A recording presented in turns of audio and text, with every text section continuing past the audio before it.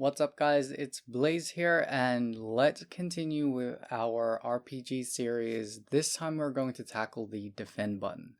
Now you may have noticed that I don't have my camera on today. I look like a mess despite it being lovely outside. I wish I could do it from outside, but I'm indoors for these tutorial videos. Anyway guys, what we're going to do is, like I said, the defend button as well as the defense system, or a very basic defense system.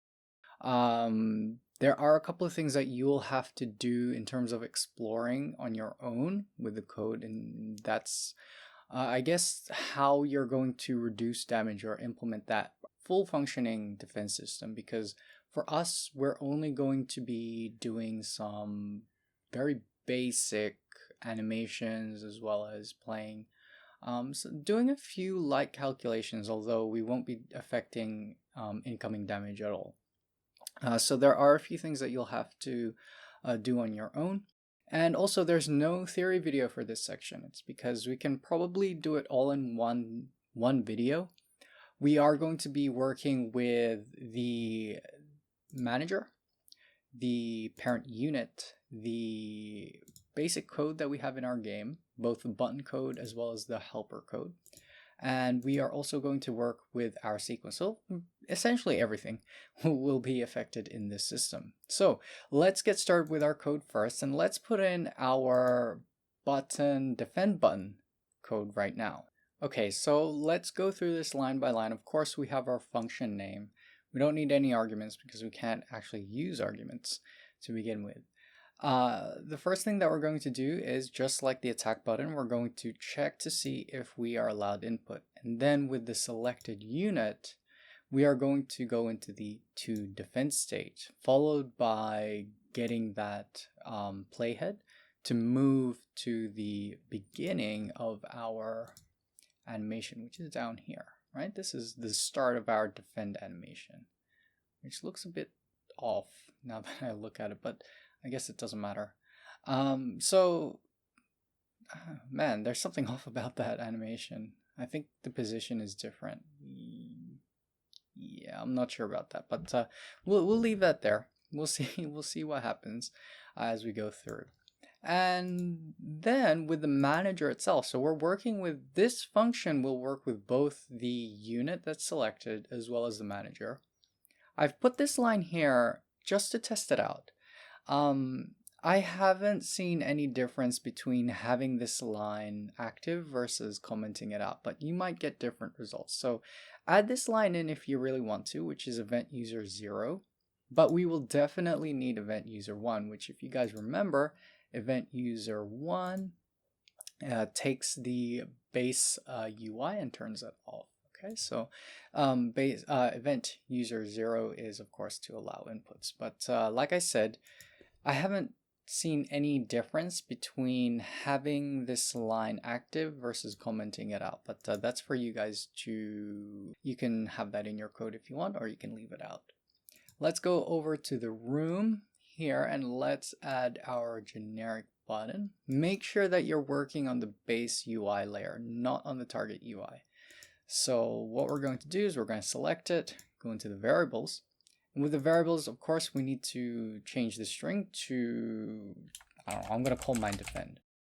If you already have, and I've mentioned this a few times already, if you already have a dedicated button for your defense system, then you don't really need any of these extra, you don't need the label at least, but you're definitely going to need the main function. Anyway, that's enough ranting for now. Let's take our defend button and let's also make that our main function over here. All right, and I'm just gonna check this for a second. Yeah, okay. So that's our attack button. The reason why it doesn't, actually, I'm not sure why it doesn't show the label here in the editor. I would suspect that it's because, well, we are just editing this scene. We're not actually doing anything with it. Which is fine, but I wish I could actually see what was what. If your target UI was off, please do turn it back on. Yeah, actually, it doesn't matter if it's on or off. That should work just fine. All right, we're finished with the defend button. Let's go over to our helper And for this one, we need a function that will flip a new variable that we're going to add for our player unit, not player unit, parent unit. And it's going to basically flip a Boolean true or false. Actually, it's only going to set it to true. So let's do that now. All right, so here we go. We have our function here, and all it does is it's going to take our unit, it's going to take our selected unit, and it's going to set its defending variable to true. So we are actually going to need this. We're going to call this in our sequence as a moment, but for now, let's leave that as is for now. The reason why we get this warning here is because we don't have, if I just copy that, we don't have this variable in our player unit. So let's go over to the create event, and we are going to add that variable down here, but instead of true, we're going to set it to false. So unless you want your characters to be starting in a defensive position, then please do set it to false when you spawn them in. I mean, there might be cases where you'd want that. Some enemies or some characters might start off with that, and that's totally up to you. That you are the designer. But for us, we're just going to keep it generic, and we're going to set it to defending. All right, that's it for the create event. You might have noticed that I have a user event 0 added in. I want you guys to do that right now. And I lost my place. Here we are. I want you guys to add your user event 0 to the parent unit right now, because the next step is actually for us. We're going to flip our defense variable from true back to false. Basically, if we are defending, if our unit is defending and somebody attacks them, then their defense will break. Now it's up to you if you want them to continue defending or not, so this is actually an optional step. But for me, if I'm defending and if, I don't know, a guy comes and attacks me, my defense is going to break, basically. It is a generic thing. Maybe you want an extra, maybe 2 or 3 hits before a defense break. Or maybe you want it to be dependent on the defense stat. It's completely up to you. But this code here basically tells us that we're going to flip our defense to false, and then we're going to return to the idle state for our character. That's all that it does. You could play this in you could have this actually in the defend part of your sequence. You could. But I think by calling an event, I think it'll work better as an event, and that's probably why I have it here. Anyway, you just do what feels, you'll have to play around with the defense system, and that's why there's no theory video for this section. All right, let's keep going. We have just one more thing to do for our unit, and then we'll be done with the unit. We can move on to the manager. And for this, what we're going to do is in our idle phase, we are going to check if we are defending or not. Okay, so pretty straightforward. All we're going to do is we're going to check, are we defending? If we're not, then we just play the idle animation, because if we are, then we should be defending over here, down here at the bottom. And it makes sure that we are playing the correct idle animation, because if you think about it, if I show you here real quickly, in the sequence here, our defense animation is basically our idle animation, right? They're just, they're just 2 different versions of idle is what this check is all about. All right, so that's it for the player. I keep saying player. That's it for the parent unit. That's all the code done. The next thing that we're going to do is go back to the sequence here, and for the to defend state, we're going to do 2 things here. The first one is we're going to add a moment, and this code moment is actually going to be tied to unit defend over here. So if you guys remember, we add a moment with a lightning bolt, and then just start typing. There it is. unit defend. Click OK, and that's set. Now I've chosen to put my unit defend here at the start of the sequence, although you could have it down at towards the end as well. That's completely up to you. The next thing that we're going to do is we're going to add a broadcast, and I'm going to call this broadcast unit defend. All right, so that's it there. And it is at the end of our animation, more or less the end of our animation. And basically what I want to do here is make sure I need to tell the manager that, hey, the unit has finished their action, right? So it works just the same as, say, with unit death or when a character misses their attack. It's more or less the same. All right, so now let's go over to the manager, and in broadcast message, we're going to do something with that code there. All right, so here in the broadcast message section, we're gonna set the turn finished variable of the selected unit to true.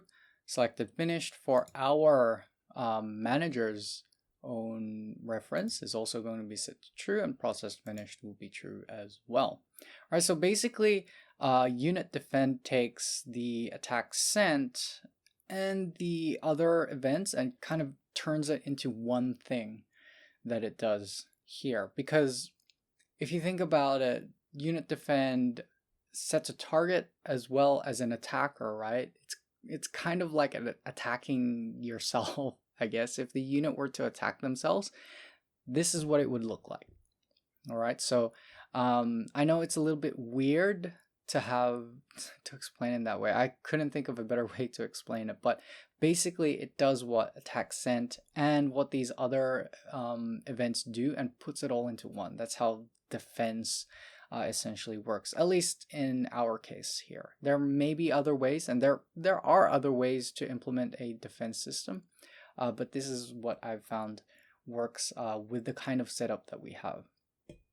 Now we're not quite done with the manager event just yet. The next thing that we're going to do is we are going into the step event, and down here in start turn, in this section right here, we're going to add a few changes. Alright, so I've isolated this section just a little bit so it's easier to see. Basically what we're going to do is, let's say you have a unit that's defending and they don't get attacked. We obviously want them to revert, or rather I want that particular character, if they're selected, to revert to their idle stance, right? So that they can do something else. And basically what it does is it's going to run the unit 0 event, which if we go back to here, if you guys remember, we're going to turn off, we're going to set defending to false, and we're going to play the idle animation. So yeah, it basically resets the player stance. You could, like I said, you could also reset the defense value as well back to its original. That's something you can do there, but that's for you guys to have fun playing around with. This is basically done. We're basically done. I did skip one thing though, and if we just save all that out, if we go down to code here, and if we go to, I think it's the UnitAttack, we need to do something here as well. So just like before, I've kind of isolated it so it's easier to see. Basically, if we're attacking, if a unit is attacking, and that unit, their target, is defending, we need to tell them that, hey, they're not defending anymore, and they need to revert back to their idle animation. You could have here, instead of just going defending false, you could turn that into, say, or rather than defending false, you go back to the hurt event maybe. You might want to do that, or you might want to do something else. It's completely up to you. But basically we're telling it that, hey, your defense is broken, and then you need to do a whole bunch of things here where it's going to do all these extra things. So that's basically it. we're finished with our defense system. Why don't we test out our code? All right, so here we are in our testing scene. Everything looks good. Let's try defending. There we go. He's playing his defense animation. Looks a bit funny. But let's see what happens if we attack a character that is defending. There we go. He takes 0 damage in that case, but you can see that he plays the hurt animation, and then he goes back to his idle animation as well. Let's see what happens if we defend and we come back to this character up here, right? You can see that after his finished defending, he goes back to his idle state and is ready to do a whole bunch of other things. All right, so that's our defense system. It's done, it's finished. We just have the last 2 sections will be the skills, which we will need a theory video for that, but it's nothing to be, it shouldn't be too difficult actually. And then after that, we're going to clean up the project, make a few fixes, and add a few small features in, and then that will be the end of our planned tutorial series. After that, a whole bunch of people have made requests for what they want to see. Some of those were like persistent data, so going from an overworld into the combat scene and then back into the overworld, something like that. Another one was also having numbers flying off of the characters, damage numbers and things like that. So there were a few other things that people requested, so look forward to that. I can't guarantee if they'll come out as, I wouldn't say regularly as these videos because they haven't been too regular lately, but I'm going to do my best to get those implemented as well as doing other things for this channel too. So that's our defense system finished. Next, skills, and then we're basically done with the game. So thank you very much for watching today. If you guys haven't already, please do subscribe. You'll see more stuff coming very soon, hopefully. And hey, if you like the video, of course, you can like it with the thumbs up button. Questions and comments, you leave them in the comment section below, and I will get to them as soon as I can. Anyway, guys, that's all from me for now. Thank you so much for watching. I hope to see you in the next one. Bye bye.